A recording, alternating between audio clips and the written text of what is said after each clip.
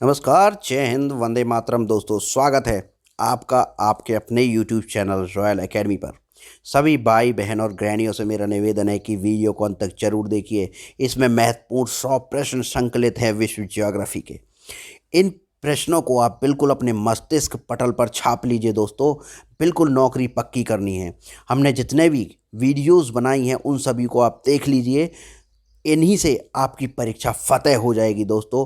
आपको कहीं भटकने की बिल्कुल ज़रूरत नहीं है। रामबाण वीडियो, एकदम सटीक प्रश्न, वही प्रश्न जो आपकी परीक्षा में पूछे जाते हैं। हम 1 बाय 1 वीडियोस अपलोड कर रहे हैं और काफ़ी वीडियोस अपलोड कर भी दिए गए हैं दोस्तों। आप जाके प्लेलिस्ट में अपने सब्जेक्ट को सेलेक्ट कीजिए और सारी वीडियोस देख डालिए। और यही वो प्रश्न है। एक भी वीडियो आप देखेंगे तो आपको अंदाज़ा हो जाएगा कि कितने महत्वपूर्ण प्रश्न इनमें डाले गए हैं। शुरू करते हैं, बिल्कुल भी वक्त ज़ाया नहीं करते दोस्तों। पहला प्रश्न है भूगोल के लिए। ज्योग्राफिका शब्द का प्रयोग सबसे पहले किसने किया था? तो ये किया था एराटोस्थनीज ने। मेट्रोलॉजिया नामक पुस्तक की रचना की थी अरस्तु ने। बादलों की दिशा गति को मापने वाला यंत्र क्या कहलाता है? तो नेफोस्कोप। बादलों की दिशा और गति को मापने के लिए कौन सा बादल किधर उड़ रहा है, कितनी तेजी से उड़ रहा है, नेफोस्कोप से आप आसानी से पता लगा सकते हैं। ओपोसोमीटर का प्रयोग किस में किया जाता है? आज से पहले शायद आपको ये प्रश्न नहीं पता होगा। मुझे बिल्कुल एकदम मैं इसमें डाउट में बिल्कुल नहीं हूँ, क्योंकि ये प्रश्न थोड़ा हटके है। ओपिसोमीटर जो है ये दूरी मापन में प्रयोग किया जाता है। उच्च तापमान के मापन हेतु किस उपकरण का प्रयोग किया जाता है? तो पायरोमीटर का उपयोग किया जाता है उच्च तापमान के मापन के लिए दोस्तों। मानचित्र में वे रेखाएं जहां पर दाब समान हो तो उनको समदाब रेखाएं कहा जाता है। और मानचित्र पे दोस्तों जो वर्षा वितरण करने के लिए किस रेखा का प्रयोग किया जाता है? तो समान वर्षा वितरण जहां जहां पर होता है उनको आइसो हाइट कहते हैं मित्रों। आगे प्रश्न आपका, सूर्य और पृथ्वी के मध्य अधिकतम दूरी कब होती है? तो 4 जुलाई को सबसे ज़्यादा दूरी होती है और 3 जनवरी को सबसे कम दूरी होती है दोस्तों। 3 जनवरी को हम एपीहीलियन नहीं बोलते, पेरीहीलियन बोलते हैं। 3 जनवरी को पेरीहीलियन बोलते हैं और इसको हम उपसौर बोलते हैं दोस्तों, उपसौर। 4 जुलाई को हम पेरीहीलियन नहीं बोलते, एपीहीलियन बोलते हैं। एपीहीलियन 4 जुलाई को बोलते हैं और इसको हम अपसौर बोलते हैं दोस्तों। ओलंपिक्स मौन सबसे बड़ा ज्वालामुखी कहाँ पर है? तो ये मंगल पर है। सूर्य प्रकाश धरती तक पहुँचने में कितना समय लेता है? तो 8.3 मिनट या एग्जैक्ट 8 मिनट 16.6 सेकंड लेता है दोस्तों। नॉर्वे में अर्धरात्रि दोस्तों, ये एरात्रि नहीं है, अर्धरात्रि के समय सूर्य कब दिखाई देता है? तो 21 जून को। नॉर्वे में अर्धरात्रि का जो सूर्य दिखाई देता है। किस गैस की उपस्थिति के कारण वरुण ग्रह हरे रंग का होता है? तो ये मीथेन गैस की। पृथ्वी के कुल द्रव्यमान का लगभग कितना प्रतिशत मेंटल में पाया जाता है? तो दोस्तों ये 68% जो द्रव्यमान है वह केवल मेंटल में ही निहित है।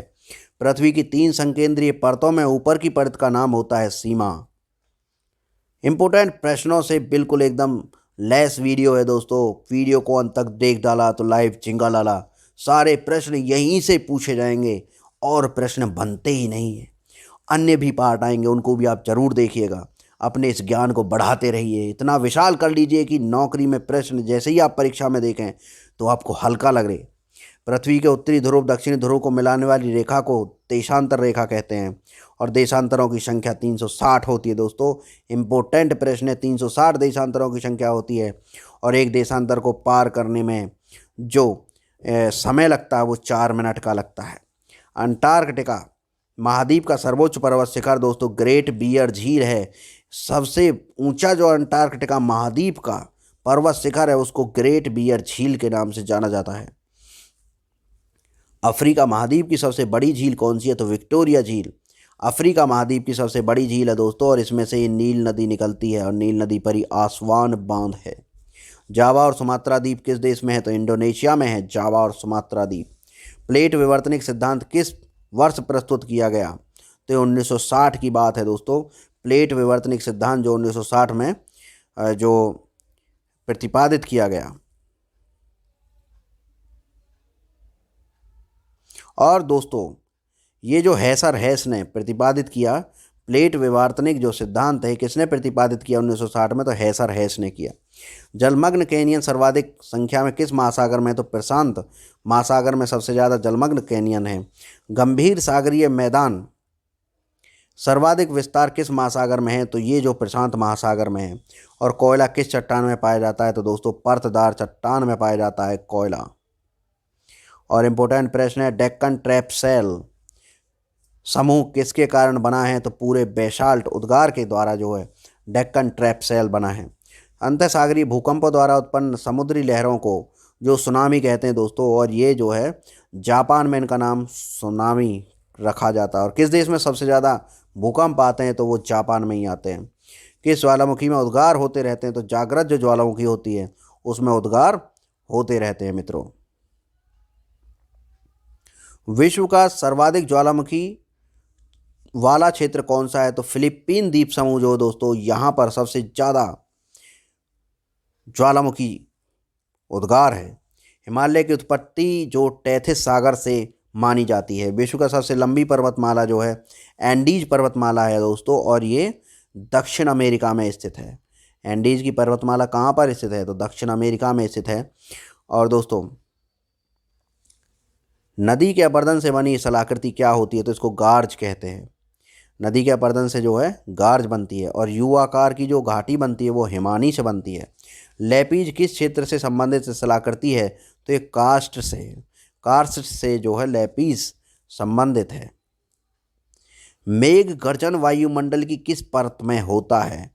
तो दोस्तों जितनी भी वायुमंडलीय घटना होती हैं, आपको जैसा कि पता है 29 किलोमीटर तक पृथ्वी सतह से 29 किलोमीटर तक 97% वायुमंडल पाया जाता है। तो दोस्तों ये क्षोभ मंडल का ही हिस्सा होता है। क्षोभ मंडल 0 से 18% जो किलोमीटर तक होता है, उसके बाद में समताप मंडल की निचली परत होती है।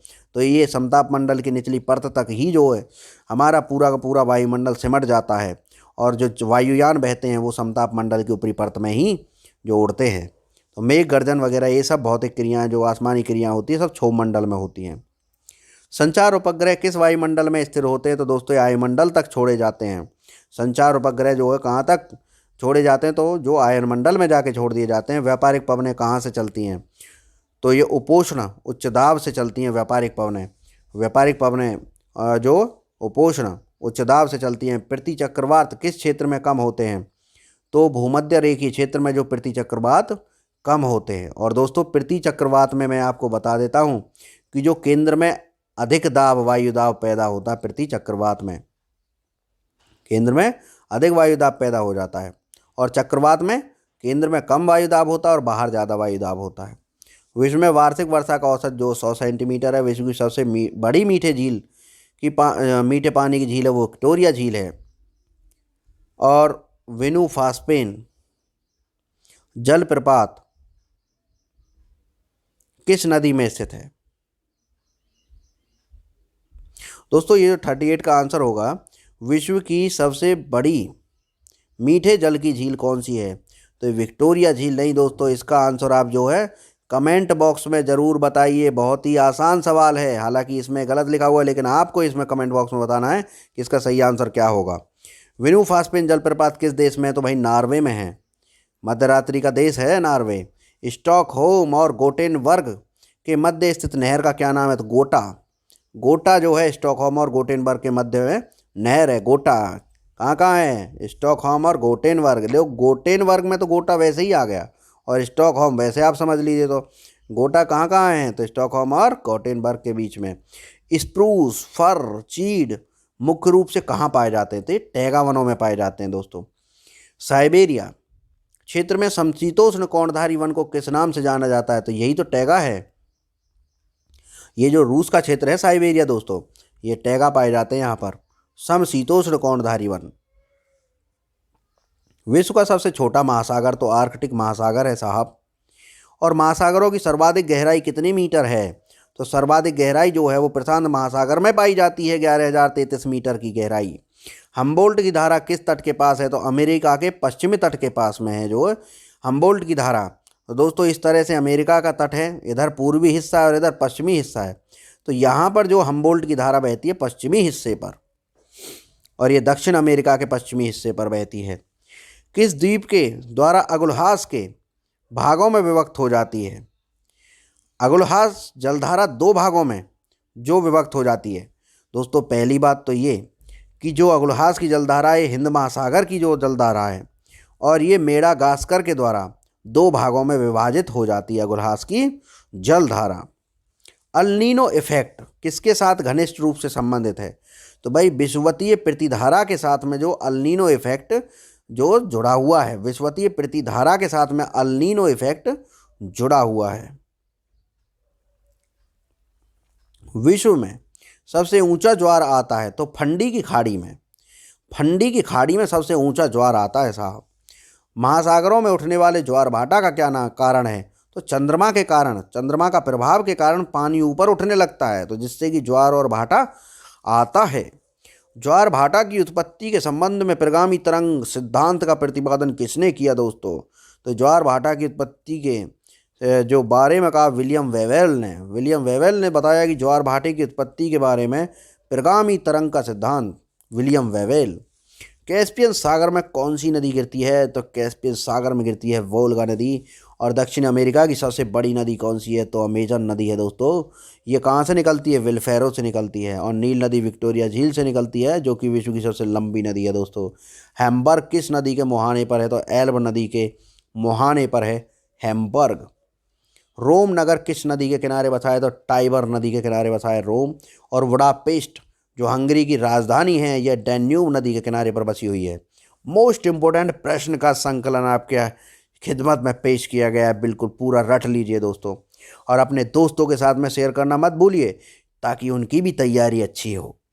प्रवाल भित्तियों की उत्पत्ति से संबंधित भू अवतलन सिद्धांत का प्रतिपादन किसने किया है? तो डार्विन ने किया है मित्रों। प्रवाल भित्तियों से उत्पत्ति से संबंधित भू अवतलन सिद्धांत का प्रतिपादन डार्विन ने किया है। कौन सा सागर प्रवाल उत्पत्ति के लिए उपयुक्त है? तो ये है कटिबंधीय उष्ण कटिबंधीय महासागर जो है, यह प्रवाल भित्ति की उत्पत्ति के लिए जो है उपयुक्त है, उष्ण कटिबंधीय महासागर। बिल्कुल धकाधक आगे बढ़ते हुए दोस्तों नॉन स्टॉप, तो आप भी वीडियो को शेयर करने में बिल्कुल धकाधक नॉन स्टॉप जो काम कीजिए दोस्तों। वीडियो को अपने मित्रों के साथ में शेयर कर डालिए, क्योंकि यही वो प्रश्न है जो आपकी परीक्षा में देखने को मिलेंगे। मोस्ट रिपीटेड प्रश्न, ये क्वेश्चन बार बार आते रहते हैं। महासागरीय जल की कितनी सर्वाधिक लवणता पाई जाती है? तो 35 डिग्री जो अक्षांश के निकट महासागरीय जल की सर्वाधिक जो लवणता पाई जाती है मित्रों। और आगे जो आपका प्रश्न है 59 प्रश्न संख्या है, कहाँ पर भूमध्य सागरीय जलवायु नहीं पाई जाती? तो दोस्तों बोलीविया में भूमध्य सागरीय जलवायु नहीं पाई जाती है। भूमध्य सागरीय प्रदेश को क्या कहते हैं? तो इसको उद्यमशील प्रदेश कहते हैं, क्योंकि दोस्तों यहाँ पर जैव विविधता बहुत अधिक है, उत्पादन भी फसलों का बहुत अधिक होता है, तो उद्यमशील प्रदेश है भूमध्य सागरीय प्रदेश। दक्षिण पूर्वी एशिया के अधिकांश देश किस प्राकृतिक प्रदेश के अंतर्गत आते हैं? तो ये अधिकांश क्षेत्र मानसूनी प्रदेश के अंतर्गत आते हैं मित्रों। आगे प्रश्न है, किस प्राकृतिक प्रदेश में सबसे अधिक दैनिक तापमान पाया जाता है? तो उष्ण मरुस्थलीय प्रदेश में सबसे ज़्यादा दिन में तापमान पाया जाता है। किस प्राकृतिक प्रदेश में शीतकाल में वर्षा होती है? तो भूमध्य सागरीय प्रदेश में जो शीतकाल में भी वर्षा होती है। कौन सा प्राकृतिक प्रदेश सालों भर हिम से आच्छादित रहता है? तो जो टुंड्रा प्रदेश है, यह वर्ष भर दोस्तों, यह वर्ष भर जो है हिम से आच्छादित रहता है। और साइबेरिया में टैगा पाया जाता है दोस्तों, टैगा वन पाए जाते हैं साइबेरिया में। विश्व में सर्वाधिक आलू कहाँ पैदा होता है? तो रूस में सबसे ज़्यादा आलू पैदा होता है। ऑस्ट्रेलिया में गेहूं के फार्म कहाँ केंद्रित हैं? तो न्यू साउथ वेल्स में जो गेहूं के फार्म हाउस बने हुए हैं ऑस्ट्रेलिया में। और विश्व का सबसे बड़ा चाय उत्पादक देश दोस्तों भारत है, और विश्व में सबसे ज़्यादा चाय की खपत भी भारत में होती है। बड़ा ही इंपॉर्टेंट पॉइंट है, खपत भी भारत में ही होती है। जैतून किस विस्तृत क्षेत्र में उगाया जाता है? तो जो जैतून है मित्रों, यह जो है फ्रांस में जो ज़्यादा उगाया जाता है जैतून। विश्व की सबसे बड़ा लौंग उत्पादक देश कौन सा है? तो जंजीबार में सबसे ज़्यादा लौंग उत्पादन की जाती है। बसंतकालीन गेहूं की खेती कहाँ की जाती है? तो रूस और कनाडा में बसंत काल में गेहूं बोया जाता है, रूस और कनाडा में बसंत काल में गेहूँ बोया जाता है। बागानी कृषि की प्रमुख विशेषता क्या है? भाई बागानी जो कृषि है इसमें केवल एक फसली ही उत्पादन होता है। यदि आप आम का बाग लगा देंगे तो सीधी सी बात है 4-5 साल तक क्या, जब तक वो पेड़ रहेगा आम ही आम देगा। अब ऐसा तो है नहीं कि अगली साल अमरूद दे दे। तो जो बागानी फसल है वो एक फसली उत्पादन का जो इसकी विशेषता होती है। लदांग चलवासी कृषि किस देश से संबंधित है? तो ये मलेशिया से संबंधित है, लदांग। दोस्तों मलेशिया में जो झूम कृषि को लदांग कहते हैं। झूम कृषि को मलेशिया में क्या कहते हैं मित्रों? ये लदांग कहते हैं। और हमारे यहाँ पे जो मेघालय में की जाती है, उत्तर पूर्वी राज्यों में की जाती है, मिजोरम में की जाती है झूम कृषि। तो झूम कृषि में होता क्या है कि कोई जंगली एरिया होता है और उसमें जो पेड़ उगे रहते हैं उनको वहीं पे तोड़ के नीचे गिरा डालते हैं और दोस्तों उसको मिट्टी को हिला के उसमें बीज डाल देते हैं। उस मिट्टी को गहरा नहीं जोतते हैं, केवल मिट्टी को हल्का सा हिला देते हैं और उसमें बीज डाल देते हैं। और उस काटी जो झाड़ी होती है उनको काट के जलाते नहीं हैं, उनको वहाँ पे ही गिरा के जो ऐसे ही उसमें बीज डाल देते हैं। तो झूम कृषि जो मलेशिया में लदांग कहलाती है। विश्व में निकल का सबसे बड़ा उत्पादक निर्यातक देश कौन सा है? तो भाई कनाडा है। और आपको पता है कि भूपर्पटी में सबसे ज़्यादा जो पैदा होता है वो जो खनिज है वो निकल ही है। सबसे ज़्यादा जो है वो निकल ही है भूपर्पटी, भू के भीतर धरती के क्रस्ट में। मैसाबी रेंज किससे संबंधित है? तो भाई ये लोहे अयस्क के लिए प्रसिद्ध है मैसाबी रेंज। विश्व में चांदी का सबसे बड़ा उत्पादक मैक्सिको है। आपको ये सारे प्रश्न शायद पता होंगे, आसान है। मुंबई से कहाँ जाने के लिए स्वेज नहर जलमार्ग से होकर नहीं गुजरना पड़ेगा? भाई ये इस प्रश्न का जो है आप एक आंसर दीजिए, क्योंकि कई सारी जगह ऐसी हैं कि मुंबई से जाने के लिए जो स्वेज जलमार्ग की ज़रूरत नहीं पड़ेगी। तो ये प्रश्न जो है ऑप्शन बेस्ड क्वेश्चन है, इसमें आंसर भी ऐसा ही लिखा हुआ है स्वेज नाम करके कुछ। आगे महाद्वीपों का क्षेत्रफल जो है कितना प्रतिशत भाग अधिवास योग्य है? यानी कि दोस्तों महाद्वीपों का कुल क्षेत्रफल अधिवास योग्य जो है एक्यूमीन है, जहाँ पर मनुष्य निवास नहीं कर सकता, वो 55 से 60% ऐसा है जहाँ पर मनुष्य के रहने के लिए जो सही परिस्थितियाँ नहीं है, तो एक्यूमीन इस स्थान को बोलते हैं और ये 55 से 60% है।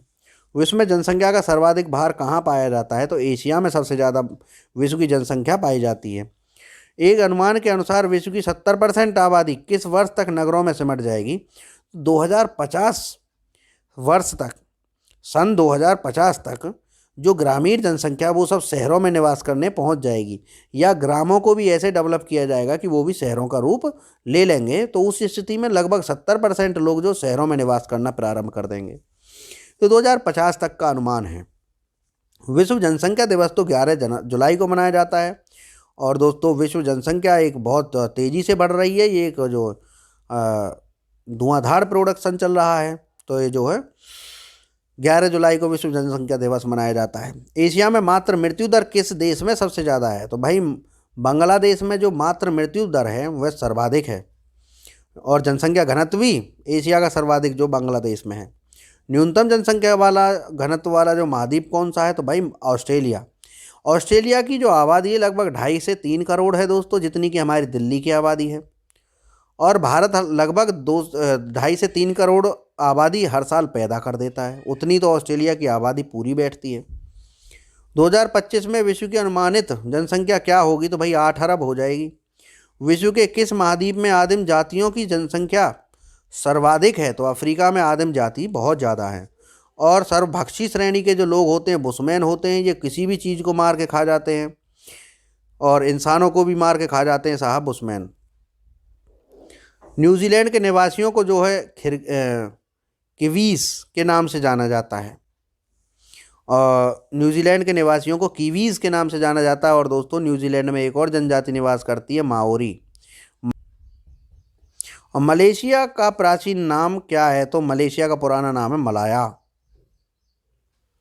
किस देश का प्राचीन नाम पर्सिया है? तो दोस्तों ईरान को पहले हम क्या कहते थे? जो पर्सिया कहते थे।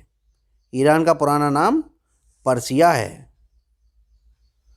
और जोम्बिया का प्राचीन नाम क्या है? तो भाई जोम्बिया का प्राचीन नाम है उत्तरी रोडेशिया। जोम्बिया का जो प्राचीन नाम है वो क्या है? उत्तरी रोडेशिया है। सेकंड न्यू फाउंडलैंड के नाम से कौन सा देश जो है प्रसिद्ध है, तो सेकंड न्यू फाउंडलैंड के नाम से है जापान प्रसिद्ध। किस देश को वनों का देश कहते हैं? तो कांगो प्रजातांत्रिक, जो कांगो बेसिन, कांगो रिपब्लिक है, उसको जो है वनों का देश भी कहते हैं। कांगो, कांगो में ही तो पिग्मीज जनजाति पाई जाती है। और फिर आपका आता है कि स्वर्णिम पैगोडा का देश किसे कहते हैं? तो स्वर्णिम पैगोडा का जो देश कहते हैं दोस्तों, वो म्यांमार को कहते हैं। और जो ब्लैक पैगोडा कहते हैं, सूर्य के कोणार्क मंदिर को क्या कहते हैं? जो ब्लैक पैगोडा कहते हैं। और म्यांमार को स्वर्णिम पैगोडा कहते हैं। 1000 झीलों की भूमि, तो भाई फिनलैंड है। बहुत ही आसान प्रश्न है। और ये जो श्वेत पेरिल गणतंत्र के नाम से कौन सा देश जाना जाता है? तो बेलारूस को जो श्वेत पेरिल गणतंत्र के नाम से भी जाना जाता है। मलेशिया की सिलिकॉन घाटी किसे कहते हैं? तो पेनांग, जो पेनांग जगह है उसको मलेशिया की जो सिलिकॉन घाटी कहते हैं, पेनांग को। ग्रेट व्हाइट वे और ब्रॉडवे के नाम से कौन सा नगर जाना जाता है? तो न्यूयॉर्क। न्यूयॉर्क को जो है ग्रेट व्हाइट वे और ब्रॉडवे के नाम से जानते हैं। बहुत मोस्ट इंपॉर्टेंट सवाल है। ग्रेट व्हाइट वे और ब्रॉडवे, ये न्यूयॉर्क को जानते हैं। न्यूयॉर्क को जो ग्रेट व्हाइट वे और ब्रॉडवे के नाम से जानते हैं।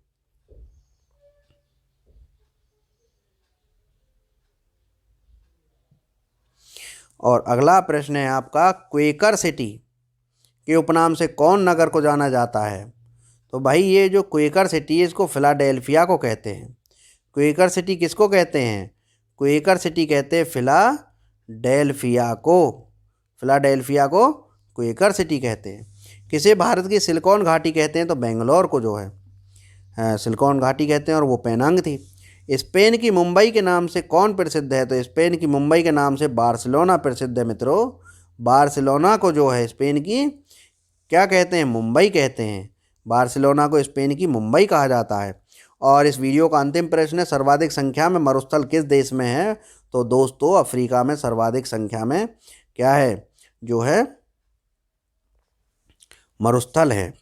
तो इस तरह से हमने ये महत्वपूर्ण प्रश्न जो है 100 प्रश्न कंप्लीट कर लिए हैं। आशा है कि आपको ये वीडियो बहुत अच्छा लगा होगा। कमेंट बॉक्स में ज़रूर बताइएगा कि आपको ये वीडियो कैसा लगा दोस्तों। और अपने साथियों के साथ में शेयर करना ना भूलें।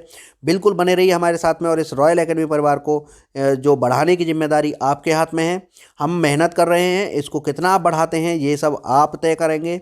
और दोस्तों मिलते हैं नई वीडियो में, तब तक के लिए आपके माता पिता को मेरा नमस्कार। जय हिंद, वंदे मातरम दोस्तों।